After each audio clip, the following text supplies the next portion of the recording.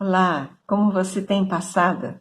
Desejamos que o Senhor continue a renovar a sua vida, abençoando a sua família também, juntamente, e dirigindo em meio a esses desafios que temos passado. Hoje eu gostaria de compartilhar uma palavra que Paulo escreveu na carta aos Coríntios. Está em 2 Coríntios, capítulo 4, versículos 7 a 10. Está assim escrito: Temos, porém, este tesouro em vasos de barro, para que a excelência do poder seja de Deus e não de nós.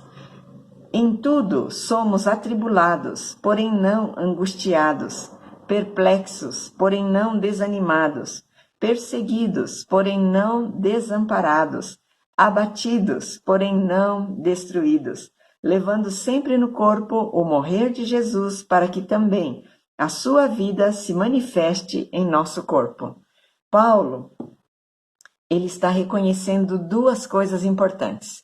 Primeiro, que nós temos um tesouro em nós. Quem é esse tesouro? Esse tesouro é a presença do próprio Deus. Pai, Filho, Espírito Santo. Mais específico, o Espírito Santo morando em nós. Quando nós recebemos a Jesus pela fé, crendo nele, nos submetemos a ele, ele vem fazer morada em nós, o próprio Deus, Deus conosco, fazer morada conosco. E então, esse é o tesouro. Só que também Paulo reconhece que nossa vida, nós como indivíduos, com nosso corpo, com todas sim habilidades, experiências, histórias, nós somos vasos de barro. O que significa isso? Vaso de barro. Ora, barro vem da terra, é uma terra molhada, é uma coisa simples, comum. Um vaso de barro pode se quebrar, um vaso de barro envelhece também, fica velho, né? Fica mais seco. Veja bem, então, vaso de barro mostra a nossa fragilidade, mas esse tesouro é a pessoa do próprio Deus em nós, né? E aí, então, diante disso, Paulo fala: por isso nós podemos sofrer muitas coisas, porque estamos aqui nesse tempo, né, breve de vida aqui na Terra, e diz aqui que nós podemos ser atribulados, passar por tribulações, sofrer adversidades, problemas, podemos ficar perplexos, tipo atônito, chocado, podemos passar por perseguição, podemos também, às vezes, ter momentos de abatimento. E tudo isso tem a ver com levar no nosso corpo o morrer de Jesus. Ora, se o nosso próprio líder, o nosso rei, o nosso Deus, deu exemplo de vir se esvaziando de toda a sua glória lá do céu, veio aqui entre nós e se tornou como um de nós e de maneira tão humilde enfrentou tantas injustiças, por que nós, que seguimos a ele, não vamos passar por caminhos diferentes? Será que nós só deveríamos ser abençoados, né? Mas olha, o sofrimento faz parte da nossa vida. E aqui diz que, apesar de sofrermos tribulação, porém nós não vamos ficar lá presos na angústia. Se ficarmos perplexos, nós não precisaremos ficar lá desanimados. Se formos perseguidos, também nós não estaremos desamparados. E se ficarmos abatidos, vez por outra, né? Porém, nós não somos destruídos. Por quê? Porque Deus é que está conosco. E Deus já prometeu vitória para todos aqueles que estão confiando nele. E aí, depois, nos versículos 16 a 18, mais um pouquinho para frente, no mesmo capítulo, ele então fala: por isso, não desanimamos. Pelo contrário, mesmo que o nosso homem exterior se corrompa, contudo o nosso homem interior se renova de dia em dia. Então ele já está falando aqui, ó, né? O nosso homem interior é com Deus, Deus está conosco. Mas o exterior é o vaso de barro e ele pode até se corromper. pode envelhecer, pode ficar doente, pode até morrer. Mas olha o que diz aqui: o nosso homem interior se renova de dia em dia. E aí ele diz assim, que a nossa leve e momentânea tribulação produz para nós eterno peso de glória, acima de toda comparação. Ora, a gente também não acha que é leve nem momentânea. Quando a gente está sofrendo, a gente às vezes entra em parafuso, não é, irmãos? Às vezes a gente chora, clama, a gente sente aquele aperto no coração tão forte, tão dolorido. Mas veja, a Bíblia nos dá a realidade, a nossa tribulação em comparação com aquilo que Deus está preparando para nós é leve e é momentânea.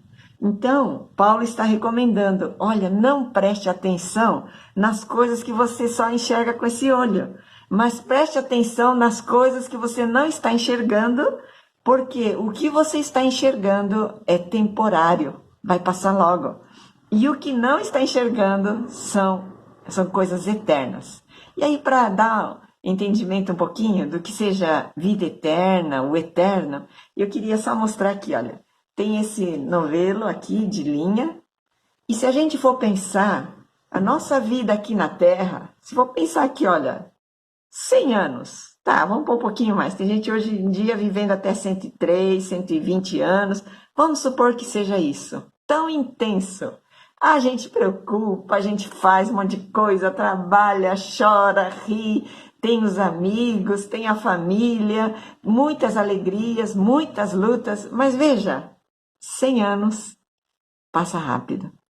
Pois eu quero dizer que a vida eterna é como se fosse todo o desenrolar desse novelo, e aí quando acaba esse fio, eu já tenho dito isso algumas vezes, como se tivesse emendado num outro novelo, outro novelo, outro novelo, outro novelo. E se a gente for pensar a vida eterna, talvez uma casa cheia de novelos. Mas aí até é finito, né? Não, mas é muitas casas e todas cheias desse novelo que seria a vida eterna. Então eu pergunto a você, será que compensa a gente permanecer firme em Jesus, mesmo que somos atribulados, mesmo que choramos, mesmo que sofremos injustiças, mas a gente se manter firme na fé, naquele que prometeu a vida eterna e naquele que está conosco, naquele que faz transformar as piores lutas em bênção. Ah, como vale a pena! Então, neste dia, eu quero deixar esse encorajamento. Lembra, você não precisa ser forte o suficiente para vencer tudo, porque você não é você sozinho, é Deus com você, e você lembra, você é um vaso de barro. Mas Deus está com você e esse é o tesouro inestimável. Você pode buscá-lo, você pode falar para ele, você pode derramar o seu coração, deixando ali as dores, as angústias e receber dele um renovo, receber dele encorajamento, receber dele cura para o seu coração. Então, por isso, mesmo que o nosso homem exterior se corrompa, porque você vai desenvolvendo essa comunhão com Jesus, com seu Espírito Santo, com o Pai, seja em oração, seja na palavra, o teu homem interior vai sendo renovado dia a dia. E eu quero então agora fazer uma oração. Senhor, muito obrigada, porque na tua presença nós somos, ó Pai, tão frágeis. E mesmo diante das pessoas também, nós somos tão frágeis, Pai, pecadores, erramos.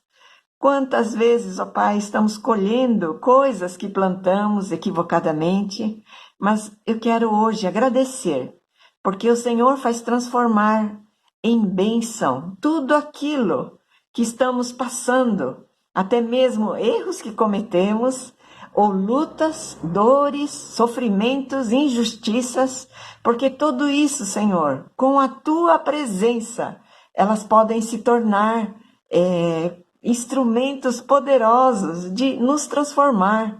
E cada vez mais o Senhor habitando em nós, e a gente levando essas coisas ao Senhor, o Senhor vai transformando nosso coração. Muito obrigada, Senhor, por isso. Obrigada, Pai, porque tudo não se resume a essa vida. Essa vida é muito passageira. Num piscar de olhos, já passa 50 anos, passa 100 anos, ó Pai.